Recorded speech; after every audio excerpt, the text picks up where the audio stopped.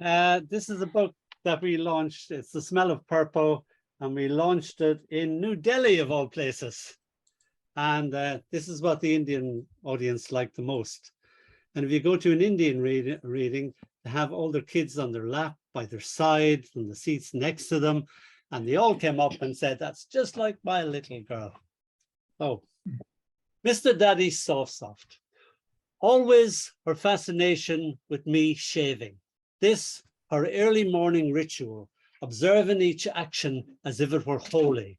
I hide my face in foam. Santa Claus, she chants. Winces with fright, delight, as the razor she gulps goes over my bump without gasp, slicing it off. The shaving uncovers the me she knows. Soft, Mr. Daddy soft. She gurgles in a lather of laughter. Me now, she pleads with me. I take the brush, coat her reflection with foam. I shave her with the tip of my little finger. Her reflection sniggers, and she sniggers too. Later in the early evening, she appears, bearded in fresh cream. She shaves herself with a lollipop stick. Me, Daddy now, see? I cha-cha-cha on the tips of my toes as she clings to my fingertips. The living room dances around us. One delighted, half-shaved little girl, one delighted, soft Mr. Daddy. It's called I Is Smiling. Everything always is, I is. As in, I is happy, is tired. Even to negate us is, I is not tired.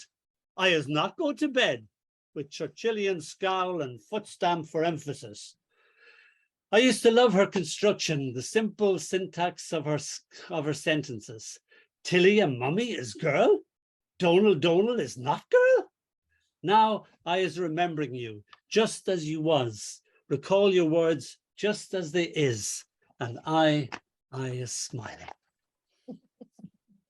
And finally, The Smell of Delight. It was the first time I brought her to a farm, and she'd never seen a farm before. And we'd an outside loo, paraffin life, so she had to get used to nature. The Smell of Delight.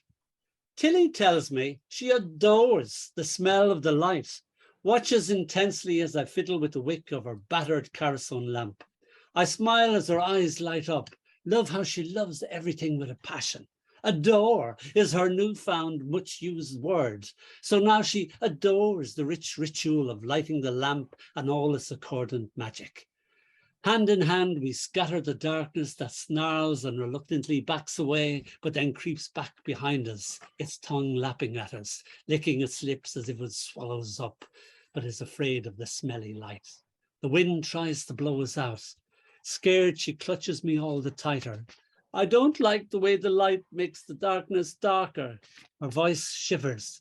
I catch her up in the crook of my arm. She cuddles closer as we walk on towards the barn, adrift in a sea of darkness. We, the only speck of light, no stars tonight. We, the light of the world. The pregnant cow lowing as if it knows we are coming. Tilly nuzzles into me, a frightened little mouse, jumping when an owl demands of us, hoo, hoo, hoo. Your chest is too tickly, she complains sleepily.